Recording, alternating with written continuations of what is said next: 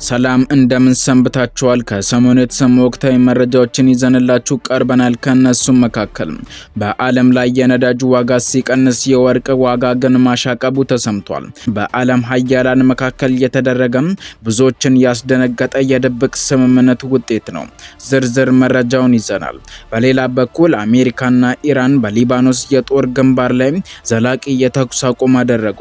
ነገር ግን ከዚህ ስምምነት በኋላ እስራኤል ለምን እንደማታቆም በዝርዝር እንመለከታለን። በመጨረሻም ፕሬዝዳንት ዶናልድ ትራምፕና ኢራን የታገዱ ንብረቶችን በመመለስ ላይ ከፍተኛ የሆነ አለመግባባት ውስጥ መግባታቸው ተሰምቷል።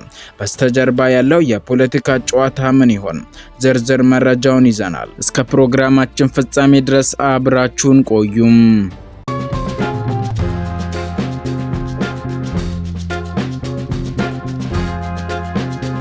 በቅድሚያም የዓለም የኢኮኖሚ ስርዓት እንደ ሰንሰለት የተያዘ ነው። በአንድ የዓለም ክፍል የሚፈጠር የፖለቲካ ውጥረት በሚቀጥለው ሰዓት በሌላኛው የዓለም ክፍል የኑሮ ውድነት ሆኖ ይከሰታል። በዚሁ ሳምንት የአሜሪካና የኢራን የሰላም ስምምነት ዜና እንደተሰማም የነዳጅ ዋጋ በዓለም አቀፍ ገበያ ተንሸራተተ። የብሬንት ድፍድፍ ነዳጅ በ5.3% ቀንሶ ወደ $83 ሲወርድ የዌስት ቴክሳስ ነዳጅ ዋጋ ከ$80 በታች ገባ። ይህ ድንገተኛ ለውጥ በዓለም ኢኮኖሚ ውስጥ ከፍተኛ መነቃቃትን ፈጥሯል። ነገር ግን የነዳጅ ዋጋ ሲወርድ ወርቅና ብር ተቃራኒያቸውን አቅጣጫ ወሰዱ። የኢኮኖሚ ባለሙያዎች ይህንን የተጋላጭነት መለኪያ ይሉታል። የነዳጅ ዋጋ ሲቀንስ ሰዎች ወደ መረጋጋትና ትርፋማነት ይሄዳሉ ተብሎ ቢታሰብም፣ በሌላ በኩል ደግሞ ወርቅ በ3% እና ብር በ4.1% ጨመሩ። ይህ የሚያሳየው ባለሀብቶች በሰላም ስምምነቱ ላይ ሙሉ በሙሉ አለመተማመናቸውን ነው። ዛሬ መረጋጋት ቢኖርም ነገ ምን እንደሚፈጠር ስለማያውቁ ገንዘባቸውን ደህንነቱ በተጠበቀው ወርቅ ላይ አዋሉ። ይህ የገበያ መናወጥ የመጣው በአጋጣሚ አይደለም።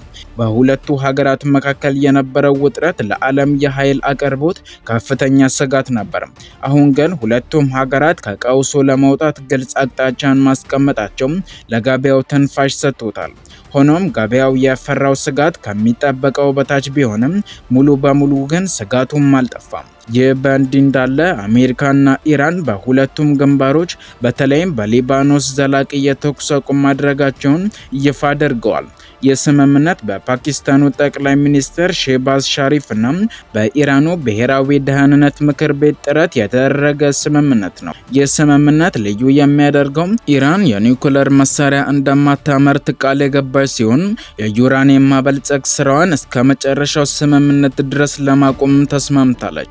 በሌላ በኩል አሜሪካ እስከ መጨረሻው ስምምነት ድረስ አዲስ ማዕቀብ እንደማትጥልና የነዳጅ ማዕቀቦቿን ለተወሰነ ጊዜ እንደምታነሳ ተገልጿል። ይህ ለኢራን ኢኮኖሚ ትልቅ እፎይታ ሲሆን፣ ነገር ግን ፕሬዝዳንት ትራምፕ በኒውክሌር ቁሳቁስ ላይ ጠንካራ የፍተሻ ስርዓት እንደሚኖር ቢናገሩም ዝርዝር ሁኔታዎችን ግን አላብራሩም። እዚህ ጋር ነው ትልቁ ክፍተት የሚፈጠረው። የኢራን የታገዱ ንብረቶችን ስለመልቀቅ ፕሬዝዳንት ትራምፕና ኢራን የሚሰጡት መረጃ መቃረኑ ከፍተኛ አለመተማመንን እያሳየ መጥቷል። አሜሪካ ንብረቱን መልቀቅ ትፈልጋለች፣ ነገር ግን በምን ያህል ሁኔታና በምን ያህል መጠን? እነዚህ ጥያቄዎች እስኪመለሱ ድረስ የስምምነት እንደ ወረቀት ሰላም ብቻ ነው የሚታየው። ይህ በእንዲህ እንዳለ የስምምነቱ ተጽዕኖ በሊባኖስና በእስራኤል ጉዳይ ላይ እጅግ አሳሳቢ ነው። አሜሪካና ኢራን የሊባኖስን ጦርነት ለማቆም ቢስማሙም የእስራኤል መከላከያ ሚኒስተር እስራኤል ኳትዝ ግን ጦርነቱ ቢቆምም በሊባኖስ በሶሪያና በጋዛ እስራኤል ላልተወሰነ ጊዜ እንደምትቆይ ያረጋግጧል። ይህም ማለት የአሜሪካና የኢራን ስምምነት በእስራኤል ላይ ምንም አይነት ተጽዕኖ የለውም ማለት ነው። የኢራኑ የውጭ ጉዳይ ሚኒስተር አባስ አራግቺ አሜሪካ የእስራኤል ጥቃቶች እንዲቆሙ የመቆጣጠር ኃላፊነት እንዳለባት ቢያሳስቡም እስራኤል ግን የራሷን የደህንነት ስትራቴጂም እየተከተለች ነው።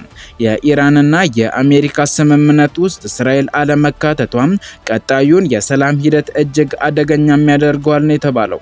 ፕሬዝዳንት ትራምፕ ሰላምን አመጣለሁ ቢሉም በሜዳ ላይ ያለው የእስራኤል አቋምና የኢራን ተለዋዋጭ ቃል ስምምነቱ በቀላሉ ሊፈርስ እንደሚችል ያሳያል።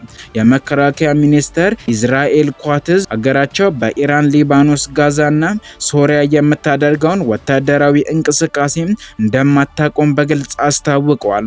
ይህ ማለት በዲፕሎማሲው መንገድ የሰላም ንግግሮች እየተደረጉ ቢሆንም በወታደራዊ ግንባር ግን ጦርነቱ እየቀጠለ ነው። ይህ በእንዲህ እንዳለ የሆርሙዝ ሰርጥ ጉዳይን ስንመለከት የሆርሙዝ ሰርጥ የዓለም የነዳጅ ልብ ነው። አሜሪካና ኢራን በተስማሙበት የመግባቢያ ሰነድ መሰረት በሆርሙዝ ወሽመጥ በኩል የሚተላለፉ መርከቦች ክፍያ መፈጸም እንደማይጠበቅባቸው የአሜሪካው ምክትል ፕሬዝዳንት ጄዲ ቫንስ ገልጸዋል። ይህ መግለጫ መርከበኞችና ነጋዴዎች በትንሹም ቢሆን አረጋግቷቸዋል። ተንታኞች እንደሚሉት በሆርሙዝ ወሽመጥ ነዳጅ ማንቀሳቀስ ወዲያውኑ ወደ ነበረበት የመመለስ ሁኔታ አይኖርም። በተጨማሪም የዓለም የንግድ መርከቦች ለወራት የዘለቀው ውጥረት ያስከተለውን የኢንሹራንስ ዋጋ መናር እንዴት እንደሚቋቋሙት ትልቅ ጥያቄን ፈጥሯል። በሆርሙዝ ሰርጥ የሚያልፉ መርከቦች በጦርነት አደጋ ምክንያት ከፍተኛ የኢንሹራንስ ክፍያ ሲከፍሉም ቆይተዋል። እነዚህ ኩባንያዎች አደጋው ሙሉ በሙሉ ማለፉን እስኪያረጋግጡ ድረስ ክፍያቸውን ወዲያውኑ አይቀንሱም። ይህ ማለት በሰርጡ የሚተላለፈው ነዳጅና ሌሎች ምርቶች ዋጋ ለተወሰነ ጊዜ ከፍ ብሎ እንደሚቀጥል የኢኮኖሚ ተንታኞች ይናገራሉ። ቀደም ሲል በአሜሪካና በኢራን መካከል የነበረው ቀጥተኛ ያልሆነ ግንኙነት አሁን በሶስተኛ ወገኖች በኩል መከናወኑ ግጭቱ በአንድ ወገን ብቻ የሚወሰን ሳይሆን የክልላዊ አጋሮችን ድጋፍ እንደሚፈልግ ያሳያል። ሆኖም የፓኪስታን ተሳትፎ የቻይናና የሌሎች የአካባቢው ሀያላን ሀገራት ፍላጎት እንዳለበት የሚጠቁሙ ተንታኞች ብዙ ናቸው። ይህ የጂኦፖለቲካዊ ድር ጨዋታ ከነዳጅ እና ከኒውክለር በላይ የዓለምን ወደፊት አመራር ዘይቤ የሚወስን ነው። ወደ እስራኤል አቋም ስንመለስ የእስራኤል ባለስልጣናት ይህንን ስምምነት ለጊዜው የተገኘ የውሸት ሰላም ሲሉ በይፋ እየኮነኑት ነው። የእስራኤል ካቢኔ በቅርቡ ባደረገው ስብሰባ የትኛውም ስምምነት ቢፈረም የራሳቸውን ደህንነት ለማስጠበቅ የሚያደርጉትን ወታደራዊ እርምጃ እንደማያቆሙ በግልጽ አስቀምጠዋል። ይህ አቋም አሜሪካን በዲፕሎማሲ ቀውስ ውስጥ ይከታታል። በአንድ በኩል ከኢራን ጋር የኒውክሌር ስምምነት ማጽናት፣ በሌላ በኩል ደግሞ የቅርብ አጋሯ የሆነችውን እስራኤልን ድጋፍ ማጣት ወይም ማበሳጨት አሜሪካን ለከባድ ምርጫ ይዳርጋታልም ነው የተባለው። በተለይም በሊባኖስ በኩል ያለው የሄዝቦላ አቋም ከኢራን ስምምነት ጋር እንዴት እንደሚጣጣም ግልጽ አይደለም። ኢራን ለሊባኖስ ተኩስ አቁም ተስማምተናል ስትል በሊባኖስ ውስጥ ያሉትን ታጣቂ ቡድኖች ይህንን ውሳኔ የመቀበል ወይም የመቃወም ነጻነት አላቸው። ታሪክ እንደሚያስተምረን በዋና ከተሞች የሚደረጉ ስምምነቶች በሜዳው ላይ ባሉ ታጣቂዎች ላይ ሁልጊዜም አይሰሩም። ይህ እርግጠኛ አለመሆን በዓለም ገበያ ላይ ያለውን የነዳጅ ዋጋ እንዲረጋጋ ቢፈቅድም ሙሉ በሙሉ ወደ ቀድሞ ሁኔታው እንዳይመለስ እያደረገውም ይገኛል። በተመሳሳይ መልኩ የሰብአዊ መብት ተሟጋቾችና ዓለም አቀፍ ድርጅቶች የስምምነት በሊባኖስ በጋዛና በሶሪያ ያሉትን ሰላማዊ ሰዎች ሕይወት የሚታደግ ይሆን ወይ የሚለውን ጥያቄ በየጊዜው እያነሱም ይገኛሉ ነው የተባለው። ውድ ተመልካቾቻችን ለዛሬ ያሰናዳንላችሁ ፕሮግራም ይህንን ይመስል ነበር።